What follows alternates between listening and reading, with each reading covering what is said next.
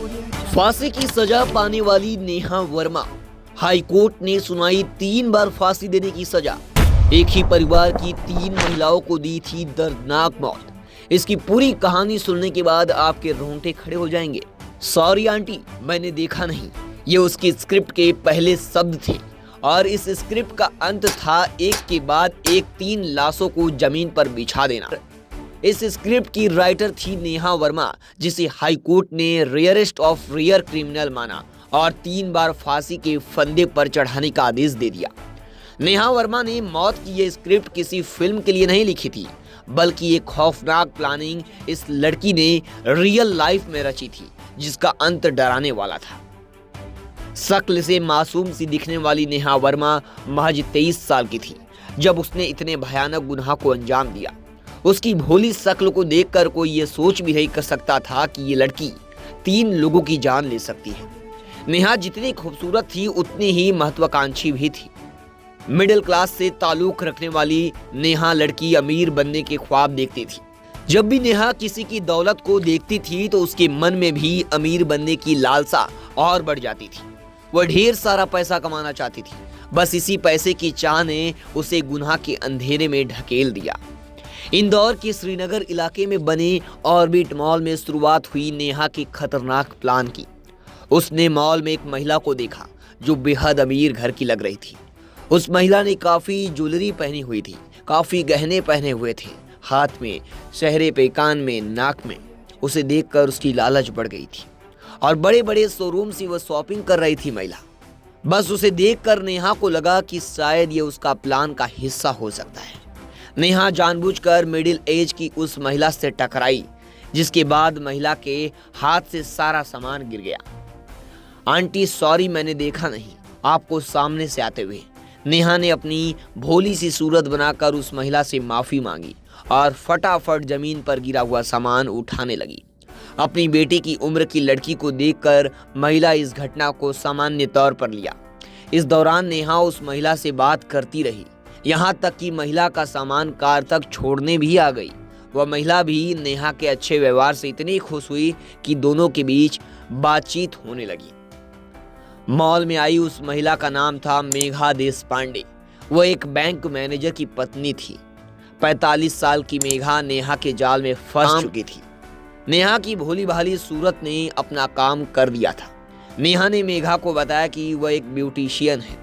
दरअसल मेघा की बेटी सालू भी नेहा की उम्र की थी, इसलिए मेघा को नेहा अपनी बेटी की तरह ही लगी। मेघा ने नेहा को अपने घर आने के लिए कहा। इस मुलाकात के बाद भी नेहा और मेघा 1-2 बार और मिले। 1-2 बार नेहा मेघा के घर भी आई। मेघा अपने घर में थी। घर में उनकी 21 साल की बेटी अश्लेषा देशपांडे और उनकी माँ रोहिणी भी थी। नेहा मेघा से मिलने के बहाने घर आई। वह कुछ ब्यूटी प्रोडक्ट्स को लेकर मेघा से मिलने वाली थी। घर के लिविंग रूम में दोनों बात कर रहे थे।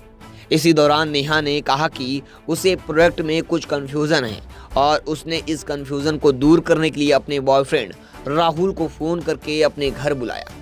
राहुल पहले से ही नेहा के फोन का इंतजार कर रहा था। ये सारा खेल नेहा की प्लानिंग का हिस्सा था, लेकिन मेघा इस खेल से बिल्कुल भी वाकिफ नहीं थी। कुछ समय में ही नेहा ने मेघा को पूरी तरह विश्वास में ले लिया था। डोर बेल बजते ही मेघा दरवाजा खोलती है तो घर के अंदर राहुल आता है और उसके साथ उसका एक दोस्त मनोज भी आता है। जैसे ही मेघा सोफे पर बैठने के लिए जाती है, राहुल और मनोज उस पर फायरिंग शुरू कर देते हैं। गोलियों की आवाज से घर में गूंज उठता है। मेघा की माँ और उनकी बेटी भी अपने कमरे से बाहर आते हैं, लेकिन ये दोनों उन पर भी गोलियां चलाने लगते हैं। इतना ही नहीं, जब इनकी गोलियां खत्म हो जाती है तो ये चाकू से तीनों महिलाओं पर बेरहमी से वार करते हैं और तीनों को वहीं मार डालते हैं।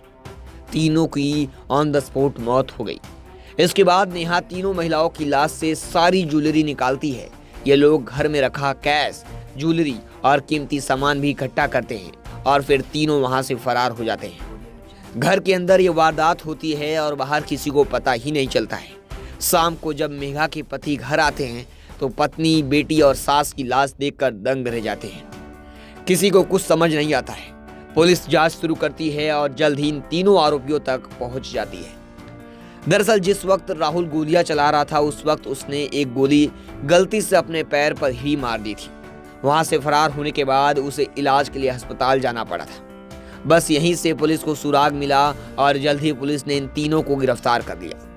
नेहा का लंबे समय से राहुल के साथ अफेयर रहा था।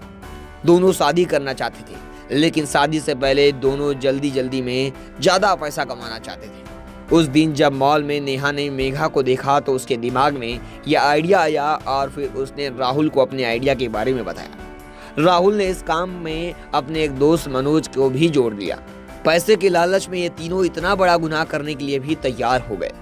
इस मामले में कोर्ट ने बेहद अहम फैसला सुनाया। जिला अदालत ने इसे रेयर ऑफ रेयरेस्ट केस में शामिल कर दिया और तीनों ही आरोपियों को फांसी की सजा सुनाई। कोर्ट ने तीनों को 3 बार फांसी के फंदे पर चढ़ाने का आदेश दे दिया। इसके बाद मामला 2014 में हाई कोर्ट में आया और हाई कोर्ट की इंदौर ब्रांच ने भी इस फैसले को बरकरार रखा। कोर्ट ने कहा कि आरोपी दया के लायक नहीं है। हालांकि बाद में सुप्रीम कोर्ट ने फांसी की सजा के फैसले को 25 साल की उम्र कैद में बदल दिया। जेल के दौरान तीनों अपराधियों का आचरण अच्छा पाया गया था और इस क्राइम के पहले तीनों आरोपियों का कोई क्रिमिनल बैकग्राउंड भी नहीं था। इसलिए सुप्रीम कोर्ट ने फांसी के फैसले को सही नहीं पाया और उम्र कैद में बदल दिया। इस घटना पर आपकी क्या राय है? और इसी तरह की कहानी देखने के लिए देखते रहे लगातार मेरे साथ।